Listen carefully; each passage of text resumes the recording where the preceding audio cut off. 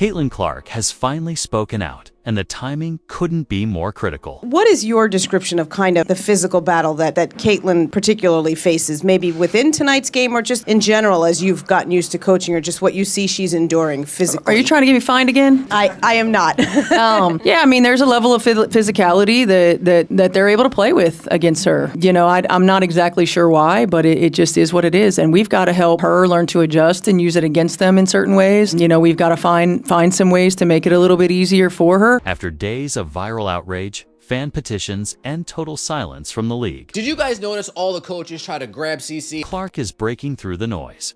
Her statement wasn't long.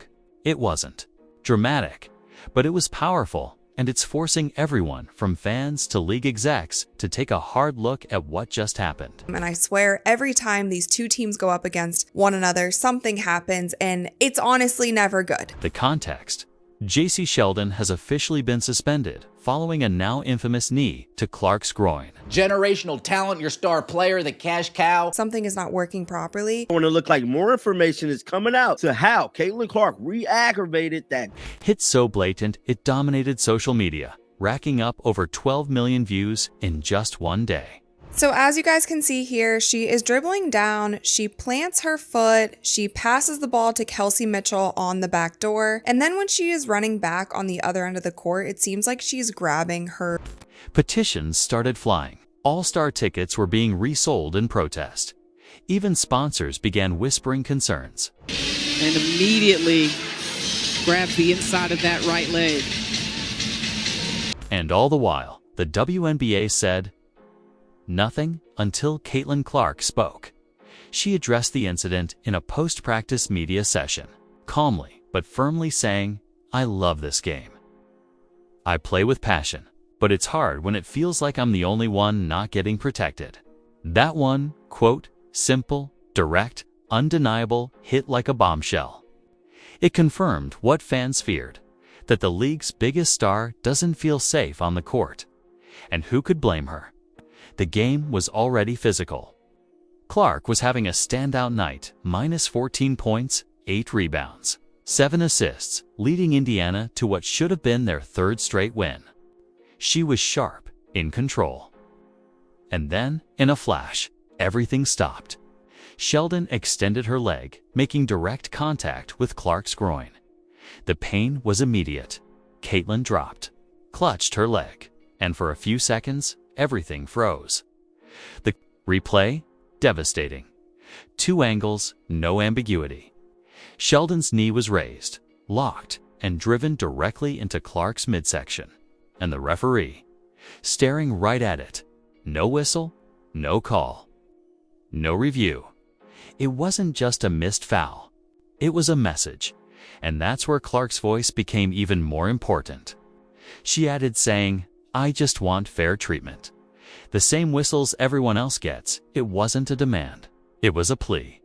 A plea heard by millions. Because this isn't the first time Caitlin has been hit, shoved, or jabbed without consequence. And Sheldon, she's not new to this. These two have history. In college, their matchups were intense, marked by constant fouls, elbows, even an eye poke earlier this season. That clip's still floating around, too. So when Sheldon delivered that knee, it didn't feel like an accident. It felt like a culmination, and fans knew it. The backlash was swift. Social media lit up with slow-motion replays. Influencers, commentators, and former players chimed in. And through it all, Clark stayed silent until now. That's what made her response so impactful, because it wasn't loud. It was precise, measured, but deeply emotional. It showed us a player who's fed up, but still hopeful. One who's carrying a league that's still expected to take the hits literally and say nothing. But she's not saying nothing anymore. Now, let's talk about the league's delayed reaction and what that silence really means. It took nearly 72 hours for WNBA officials to say anything about the hit that left Caitlin Clark wincing in pain, benched during crunch time, and at risk of missing All-Star Weekend. And when they finally did respond, it wasn't a press conference.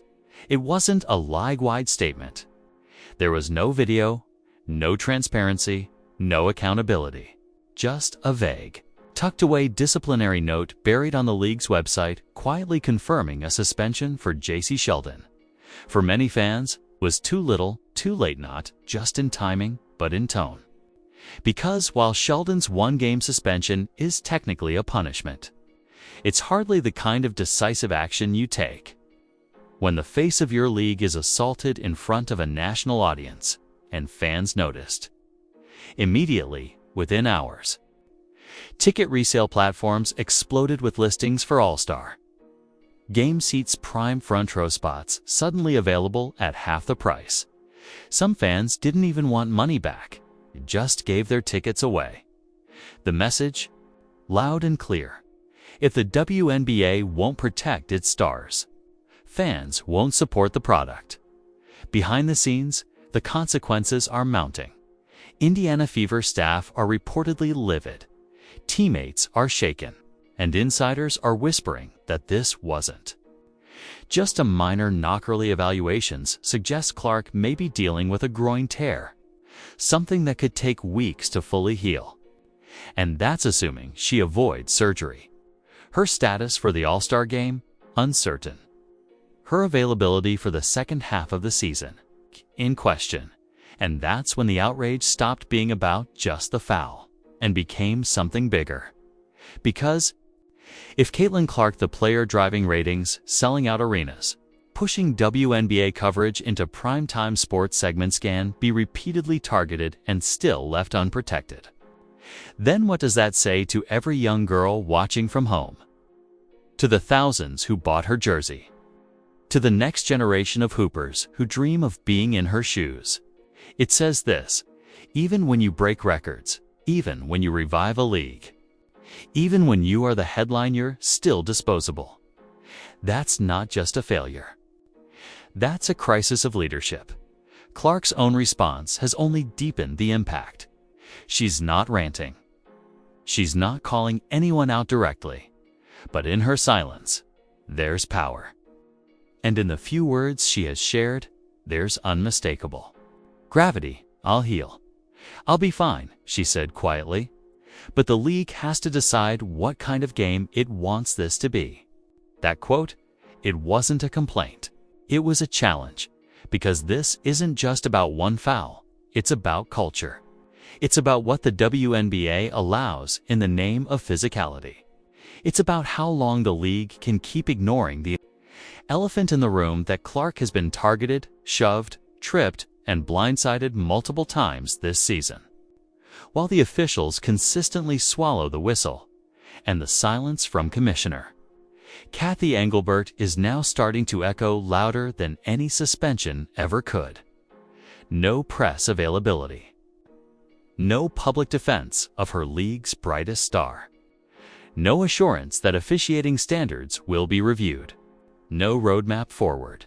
Fans aren't just frustrated, they're escalating. They've started tagging NBA Commissioner Adam Silver in viral tweets and Instagram posts, asking him to step in.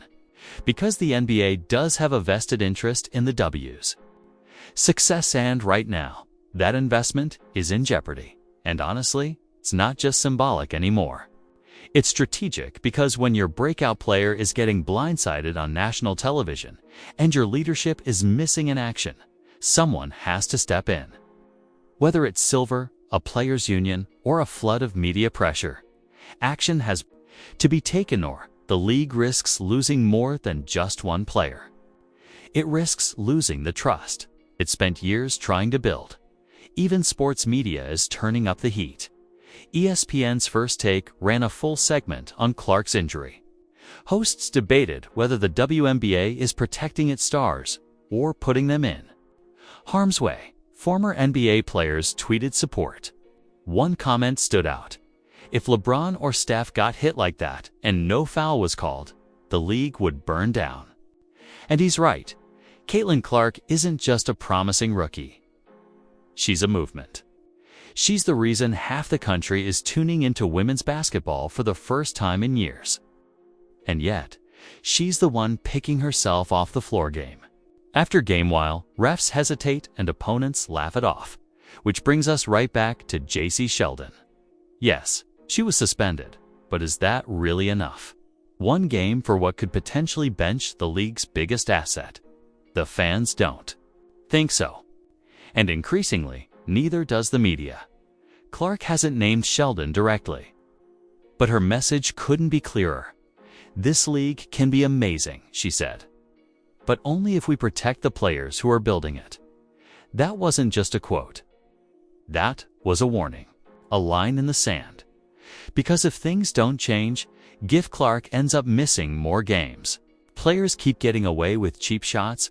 If leadership keeps hiding behind silence, then this won't just be a PR problem. It'll be a fan exodus. It'll be momentum lost, trust shattered. And when that happens, the question won't be what happened to the WNBA. It'll be, why didn't anyone listen when Caitlin Clark tried to save it? Somebody, she hides it really well, and I don't know if hiding it or she handles it is probably the right thing to say. She handles the pressure. She handles all of the media spotlight, the attention. What is your description of kind of the physical battle that Caitlin particularly faces, maybe within tonight's game or just in general as you've gotten used to coaching her, just what you see she's enduring physically? Are you trying to get me fined again? I am not. Yeah, I mean, there's a level of physicality that they're able to play with against her. I knew it as an opponent, and I see it as her coach. And I'm not exactly sure why, but it just is what it is. And we've got to help her learn to adjust and use it against them in certain ways. We've got to find some ways to make it a little bit easier for her.